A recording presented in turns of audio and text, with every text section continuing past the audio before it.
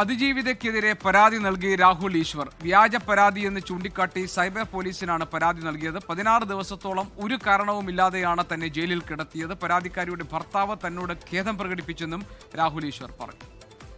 ബഹുമാനപ്പെട്ട cyber police സ്റ്റേഷനിലെ ഉദ്യോഗസ്ഥർ സമക്ഷം പരാതി നേരിട്ട് തരികയും അതിൻ്റെ രസീത് എനിക്ക് തരണമെന്ന് ആവശ്യപ്പെടുകയും ചെയ്തു. അങ്ങനെ ഞാൻ അഡ്വക്കേറ്റ്സിനോടും മറ്റും സംസാരിച്ചിട്ടാണ് ഈ പരാതി കൊടുക്കുന്നത്. ഇതിൽ ഏറ്റവും പ്രധാന കാരണം നിങ്ങൾ എല്ലാവർക്കും അറിയുന്നത് പോലെ 16 ദിവസത്തോളമാണ് എന്നെ ഒരു കാര്യവുമില്ലാതെ ജയിലിലിട്ടത്. പരാതിക്കാരിയുടെ ഭർത്താവ് രാഹുൽ ഈശ്വറിനോട് ഖേദം പ്രകടിപ്പിച്ചു. കൃത്യമായ വരി ഞാൻ വായിക്കാം.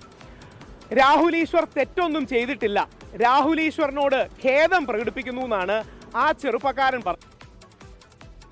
ഉമേഷ് ബാലകൃഷ്ണൻ ഞങ്ങളുടെ പ്രതിനിധിയുണ്ട് വിവരങ്ങളുമായി. ഉമേഷ്, ഇതെന്താണ് രാഹുൽ ഈശ്വറിന്റെ പരാതി?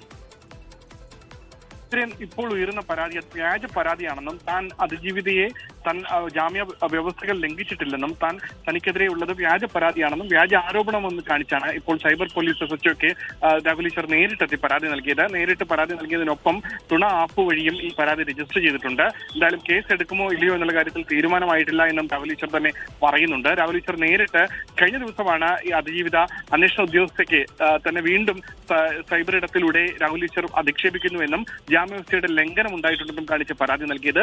ഈ പരാതി സൈബർ സെല്ലിലേക്ക് കൈമാറിയിട്ടുണ്ട്. പക്ഷേ രാഹുൽ ഈശ്വർ പറയുന്നത് ഇതുമായി ബന്ധപ്പെട്ട ഒരു പരാതിയും ലഭിച്ചിട്ടില്ല എന്നാണ് എസ്എച്ച്ഒ ഇതുവരെ തന്നോട് പറഞ്ഞത്. എന്തായാലും മുൻകൂർ ജാമ്യാപേക്ഷയ്ക്ക് ഹൈക്കോടതിയും സമീപിച്ചിട്ടുണ്ടെന്നും രാഹുൽ ഈശ്വർ വാർത്താ സമ്മേളനം നടത്തി അറിയിച്ചു. ജിക്കെ. ശരി, ഉമേഷ് ബാലകൃഷ്ണനാണ് വിവരങ്ങൾ നൽകിയത്. ലോകത്തെവിടെയായാലും ഏത് സമയത്തും 24 വാർത്തകളും ഓഗ്മെന്റഡ് റിയാലിറ്റി പാക്കേജുകളും എക്സ്പ്ലെയിനറുകളും വിശദമായി കാണാൻ ഞങ്ങളുടെ യൂട്യൂബ് ചാനൽ നിങ്ങൾക്ക് സബ്സ്ക്രൈബ് ചെയ്യാം.